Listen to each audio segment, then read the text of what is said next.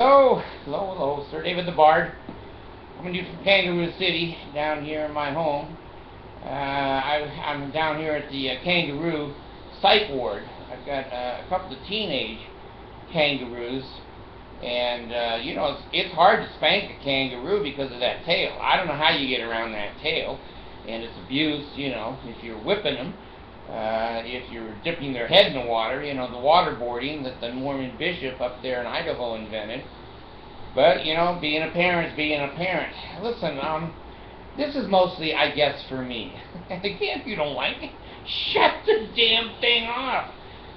Being raised a Mormon, I learned how to work. I did learn how to work. When I was 11, I started my first job. Back in those days, if you bought a can of Coke or a bottle of Coke or a bottle of milk, it had a deposit. You paid a deposit, and if someone took the bottles back to the store would pay the deposit back. Well, I got a wagon, a little red wagon, and I didn't get a ride in it. I got to pull it. Damn kids today. You have motors on your wagons. Anyway, I went to the construction sites and around town, and trash cans. I was digging in trash cans at 11 for money.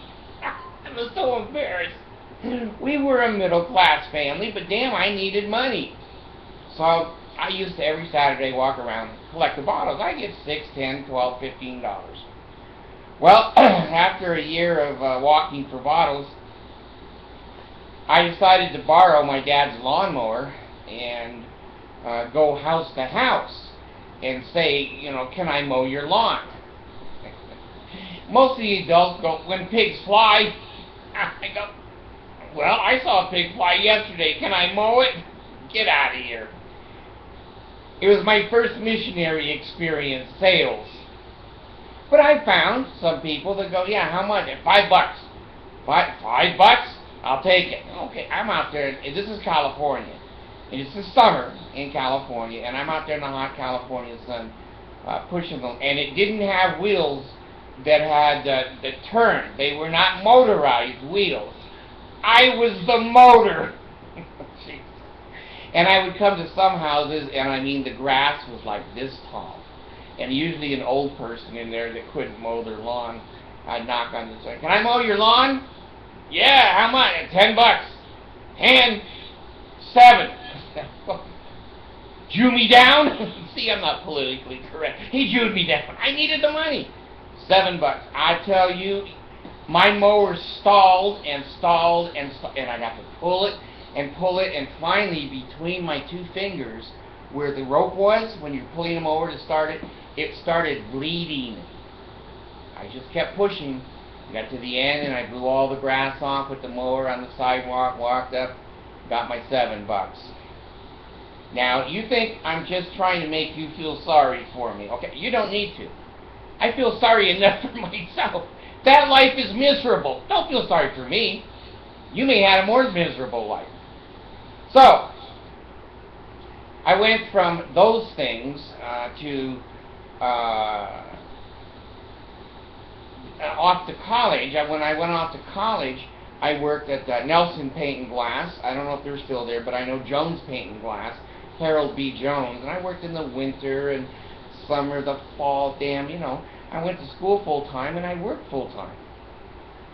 Here's what I'm bringing up. I have 2 kangaroos that were as cute as can be growing up. They'd hop, and they'd come in and hop on my lap and sit here, watch TV. We'd drink Coke and potato chips and Oreo cookies and milk. And they would always come in, and before they went to school, say, Dad, kangaroo. Bard, do I look okay? And, well, I don't know. Those shoes don't really... Oh, okay, I'll get the shoes fixed. They're sweet. They would come home with their homework. Bard, can you help me with my math? And I go, well, not very much, because I flunked algebra at BYU. But anyway, I'll help you the best. Can you help me make a volcano? I said, yeah. Just grow up. I'll become a volcano. Well, that was a revelation. So now I've got one that's about 17, and she has her brand new car. Damn, she's got a nice car, a Dodge Dart, and it's fast.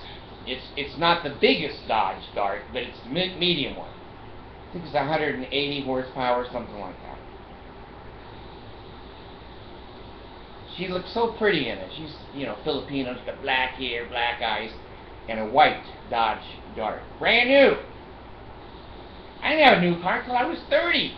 I had like 4 kids before I got a new car. When I was her age, I had my first car, 57 Chevy. 57 Chevy. That's 10 years old. And it wasn't a junker. It did run, but I had to paint it and put upholstery in it, and it would hop and buck around and do strange things. She got a brand new car, 100,000 mile bumper to bumper warranty, and she flies. She's a good little driver. She's always been a good driver, and she's spoiled. She's spoiled. The damn kids she makes $450, $500 a week. A week. I didn't make that at BYU 35, 45 years ago. She's always got $2,000, $3,000, $5,000 in the bank. Shit, if I have 300, I'm living high. I'm high in the hog. I'm living large. Barney is big. So, I built her a beautiful, very unique bedroom. It has a piece of glass in it. One piece of glass. It's tempered. One piece of glass that's 9 feet long and 5 feet high. Blocks off the whole loft so that you don't fall off into heaven. Bitchin' looking room. Beautiful view out it. She can have that big window there. She's got her bed over there, and she has it made. My kids have 200 channels on the goddamn TV. That's regular TV. On Comcast and the Infinity, who knows? Thousands and thousands of movies there all the time. And then we have Netflix, another 10,000 movies. And they have a pool. They have their own rooms, single room to themselves. I never had a room to myself growing up. I always had to live with my crazy brother. That's what made me crazy, living with him. They both have their own cell phones. They have their own phone lines with unlimited access. They call everybody and everything. They have friends everywhere. They go to dances. They go to extracurricular activities. And they hang out with their friends. And now my 13-year-old is hanging out with the 17-year-old, because when girls get boobs, they're all friends. I don't know why, but they become friends. Couldn't stand each other before boobs. That's BB, before boobs. So, today they went over to Disneyland Lagoon. We have a small lagoon. You've got one big one there in Salt Lake City. It's hard to put a kangaroo on a roller coaster. When they hop out of those seats way up in the top, it's a mess. It's a mess. But anyway, the older one takes her brand new car, a couple of friends, and the 13-year-old, and they go over to Lagoon. It's like $70, $80 a piece. Do you know how many times I went to Disneyland until I was, 30? Maybe twice. I lived in California. I couldn't afford to go to Disneyland. Those days were like $38. I couldn't go. When a kid says to me, well, can I go? He says, who's paying for it? I said, I am. How do you argue? You're paying for it. You have a ride? Yeah, my sister's taking me. Let me tell you something. There's a big difference between girls in 6th grade and 7th grade. There is a transition there that you had a little angel in 6th grade. Now you have the child from hell. said, would you go in there and clean your brand new room up that I built? You got your little piano there, and you got your bed, and I put in, ceilings and walls and lights, and a nice little room. No. Goddamn. What do you mean, no? When I was a kid, my dad said, clean my bedroom. Hell, I ran in there, and I cleaned it. I never gave him a hard time. And my bedroom was never so dirty that at night, if there was a fire, you couldn't get out of the house. Go into your room, pick up your soda cans, pick up your cereal and your soup and all of the food you bring in there, get it out of there and get the room cleaned up and vacuum it. No! Now what do you do with a kangaroo that tells you no? I've tried putting a rope around their neck, but they just keep hopping. That son of a bitch. And so I go and I tie the rope in the bedroom, and their head's in it. But they can't reach anything to fix it, so what good is that? The other one is gone all the time. As soon as she smells work, she's like a hound dog. She knows when the dishes or the vacuuming or the carpet cleaning is coming up. She's gone. I'm a lonely senior citizen. What happened to work ethic? Now, my 17-year-old, she works every day. Her money's not free. She makes her own car payment. She makes her own insurance, her own cell phone she bought. She pays for her line. So she's not without work ethic. In the house, she is. If you tell her to vacuum, she says, in a while, tomorrow. And I forget. I'm dementia. I forget. And pretty soon, I get trees growing in the carpet.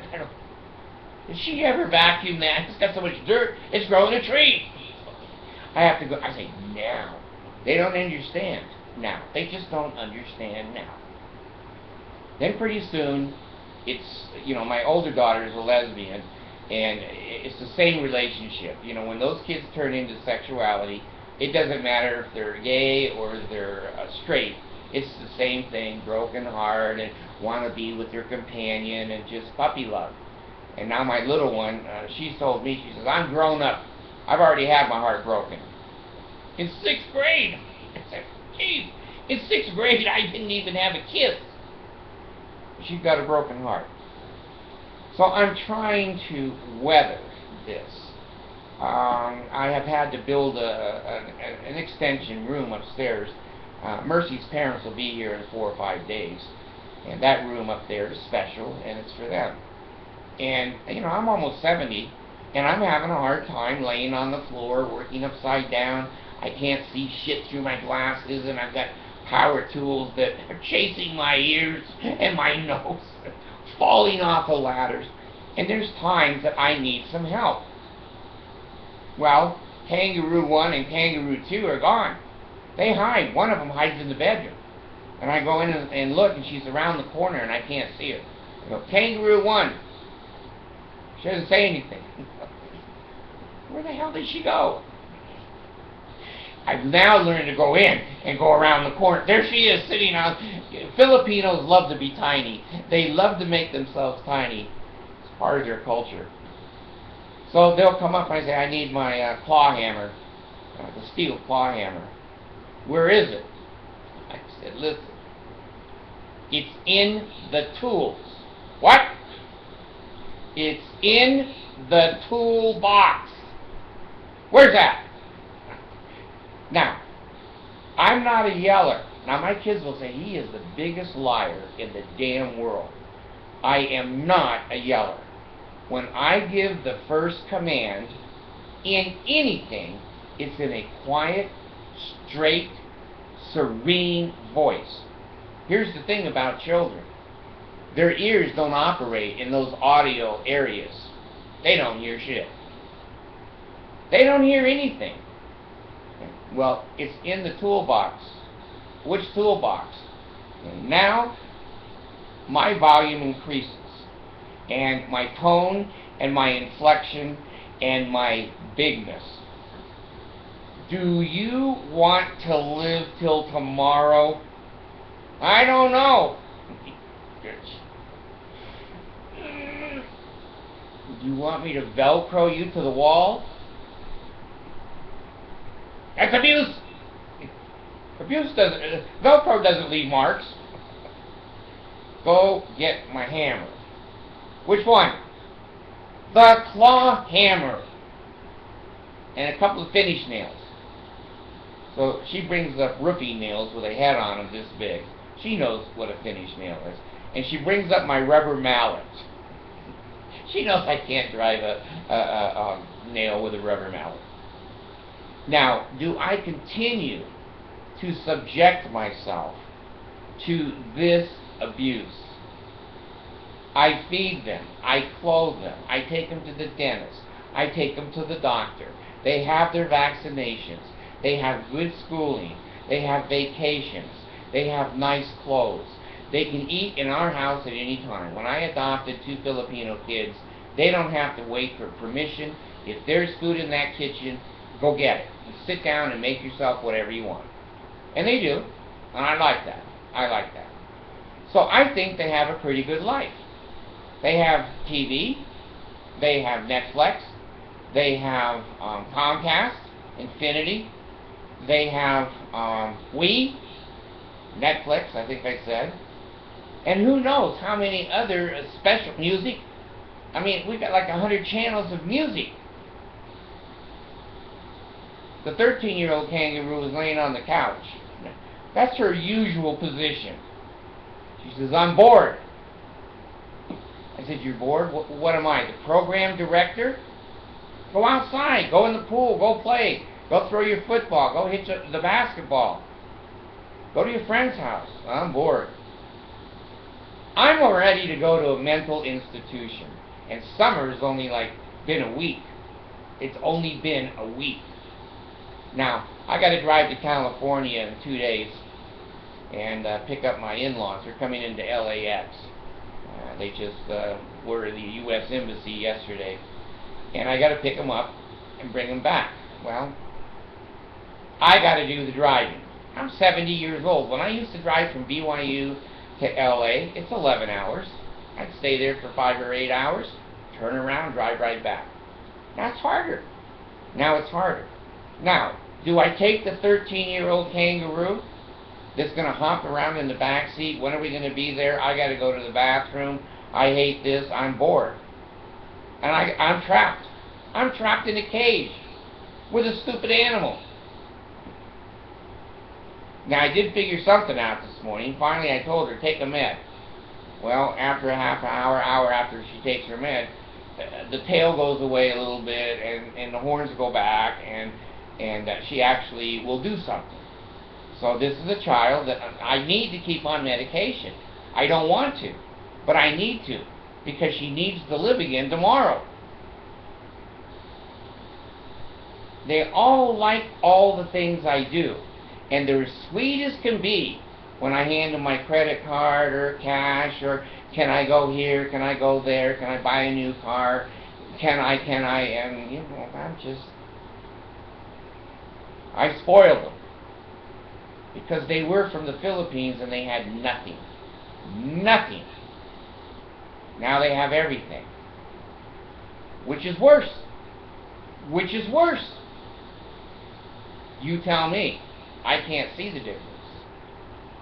Anyway, if you've got kangaroos that won't behave, you can find a kangaroo detention center.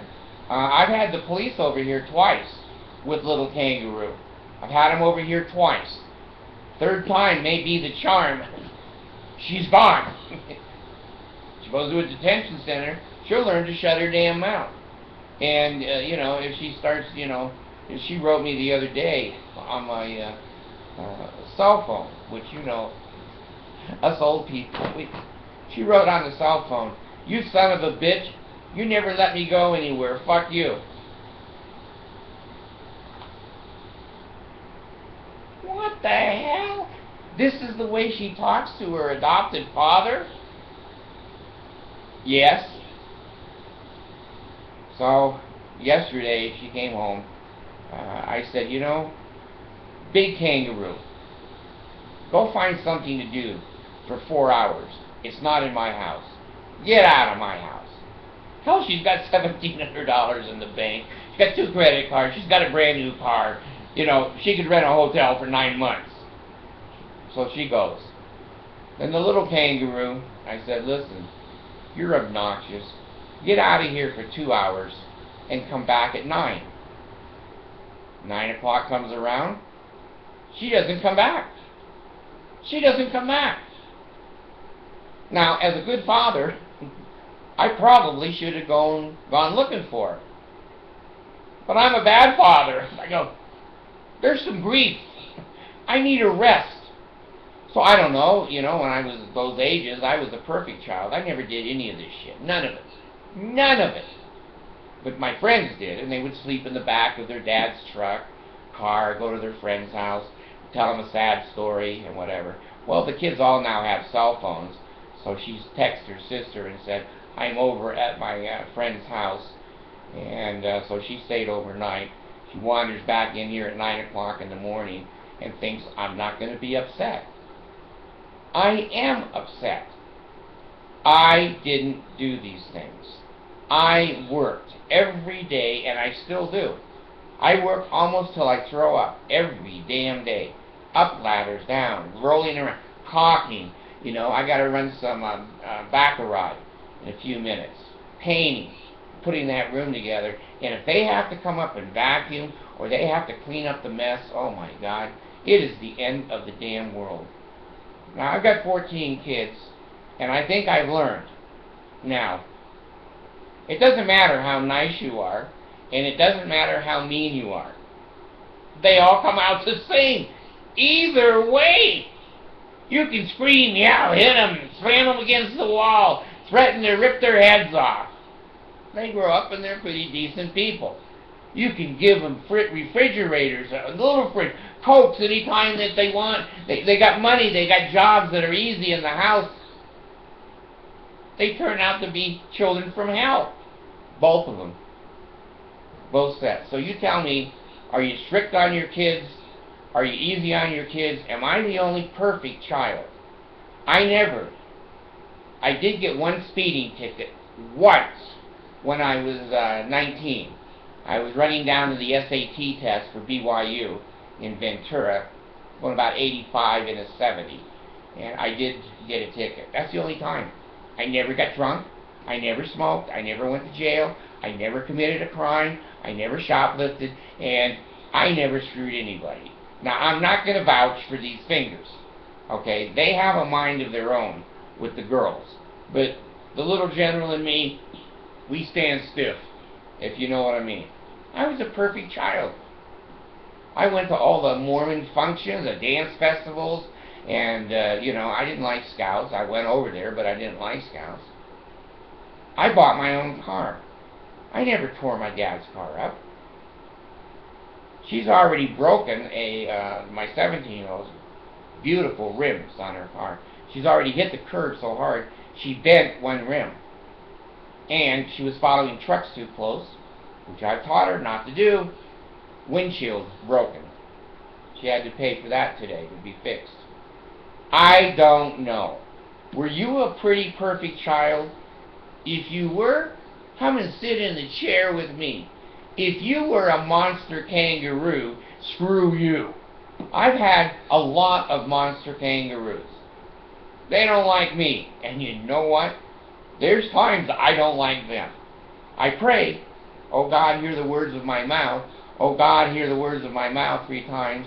Or Pele Ale, doesn't help.